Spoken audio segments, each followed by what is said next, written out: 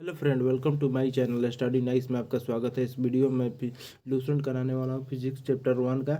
और चलिए वीडियो में आप लोग बने रहेगा, वीडियो छोड़ के कहीं जाइएगा मत।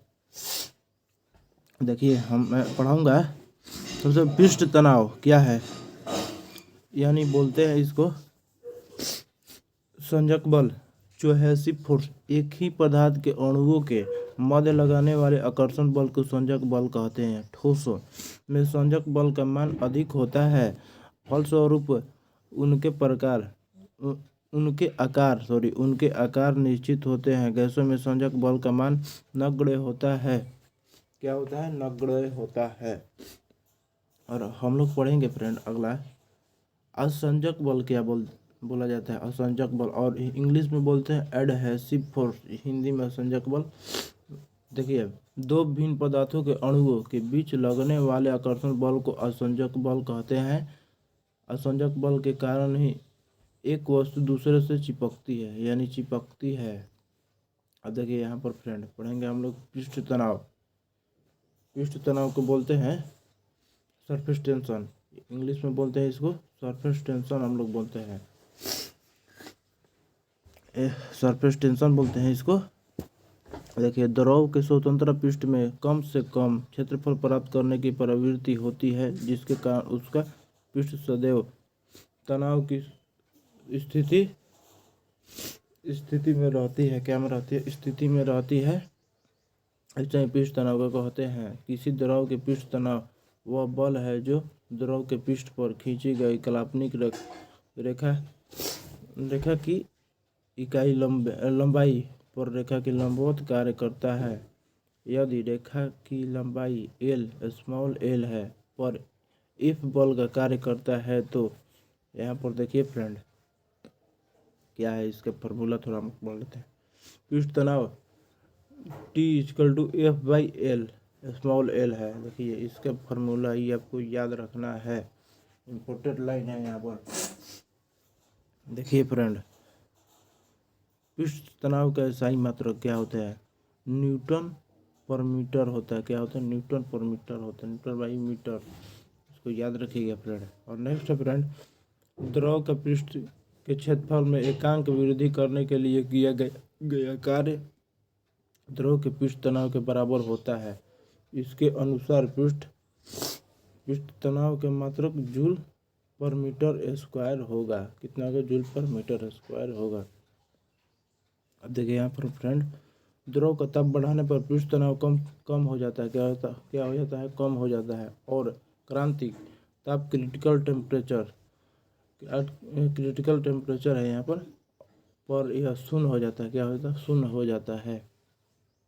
और यहाँ पर हम लोग नोट पढ़ेंगे। सबसे पहले देखिए फ्रेंड, घुलनशील नमक मिलाने पर जल का पृष्ठ तनाव बढ़ जाता है। क्या होता है? बढ़ जाता है। देखिए यहाँ पर फ्रेंड, केशिका कैस्नली, कैपिलरी ट्यूब को बोलते हैं कैस्नली। देखिए इसको मैं अभी पढ़ूंगा।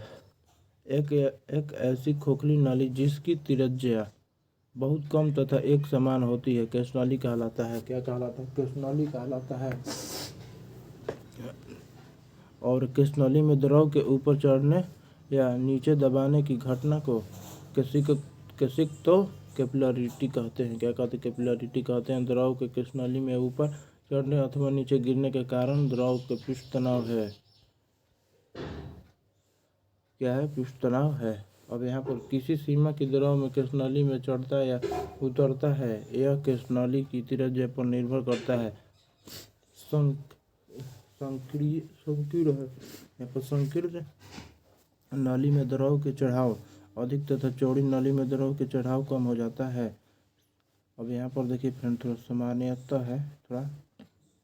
सामान्यतः जो द्रव कांच को भिगोता है वह कैस्नली में ऊपर चढ़ जाता है, और जो द्रव के कांच को नहीं भिगोता है वह नीचे दब जाता है। क्या होता है? पानी के अंदर रह जाता है। जैसे देखिए एग्जाम्पल है इसका, जब कैस्नली को पानी में डुबाया जाता है तो पानी ऊपर चढ़ जाता है और पानी की सतह कैस्नली के अंदर धंसा हुआ रहता है। इसके लिए स्पर्श कोण, एंगल ऑफ कॉन्टेक्ट, यानी न्यून कोण कहते हैं। कौन कोण कहते हैं? देखिए इंपॉर्टेंट लाइन है, न्यून कोण कहते हैं। न्यून कोण होता है। इसके विपरीत जब केशनली को पारे में डुबाया जाता है तो पारा केशनली में बर्तन में रखे पारे की सतह से नीचे ही रहता है और केशनली में पारा की सतह उभरा हुआ रहता है। इसके लिए स्पर्शकोण का मान अधिक कोण होता है। क्या होता है? अधिक कोण होता है, याद रखिएगा फ्रेंड। और नेक्स्ट फ्रेंड, केशिक्त का देखिए यहाँ पर केशिक्तों का उदाहरण देखिए फ्रेंड। पहले मैं इसका करूँगा। फर्स्ट पॉइंट है, फर्स्ट नंबर, बाल्टिंग पेपर स्याही की शीघ्र सोख लेता है। क्या करता है? सोख लेता है, क्योंकि इसमें बने छोटे छोटे छिद्र केशनली की तरह कार्य करती है। क्या करती है? कार्य करती है। और देखिए सेकंड नंबर है, लालटेन या लैंप की बत्ती में केशिक्तों का कारण कि ही तेल ऊपर चढ़ता है। क्या चढ़ता है? केशिक्तों के कारण ही ऊपर तेल का जो बत्ती होता है ऊपर चढ़ता है, तभी लैंप जलता है। देखिए यहाँ पर फिर है तीसरा नंबर, पेड़ पौधों की शाखाओं तनों का पत्ती तक जल और आवश्यक लवण केशिक्तों की क्रिया के द्वारा पहुँचाते हैं।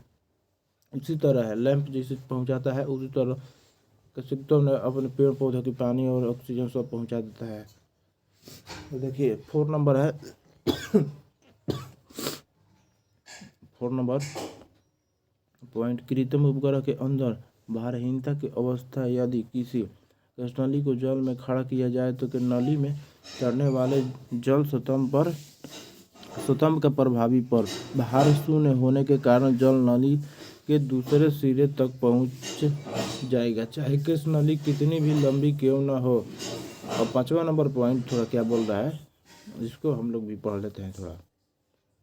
वर्षा के बाद किसान अपने खेतों की जुताई कर देते हैं ताकि मिट्टी में बने केशनली टूट जाए और पानी ऊपर न आ सके, वह मिट्टी में नमी बनी रहे। इसको ध्यान से आप लोग। और अगला पॉइंट 6 नंबर है, पेन का नीब से चीरा होता है जिससे इसमें छोटी सी बारीक केशनली बन जाती है। केशनली द्वारा स्याही नीब की नोक तक चढ़ जाती है। क्या होती है? नोक तक चढ़ जाती है। और अगला पॉइंट है 7 नंबर पॉइंट, केशिक्तों की क्रिया के कारण कॉफी पाउडर जल में बहुत ही शीघ्र घुल जाता है। क्या होता है? कॉफी पाउडर जल्दी घुल जाता है। और अगर देखिए यहाँ पर फ्रेंड, पतली सुई पृष्ठ तनाव के कारण ही पानी पर तैराई जा सकती है। साबुन, डिटर्जेंट आदि जल का पृष्ठ तनाव कम कर देते हैं, अतः वे मैल में गहराई तक चले जाते हैं, जिससे कपड़ा ज़्यादा साफ होता है। साबुन के घोल के बुलबुले बड़े इसलिए बनते हैं कि जल में साबुन घोलने पर उसका पृष्ठ तनाव कम हो जाता है और पानी पर मच्छरों का लार्वा तैरते रहते हैं, परंतु पानी में मिट्टी का तेल छिड़क देने पर उसका पृष्ठ तनाव कम हो जाता है।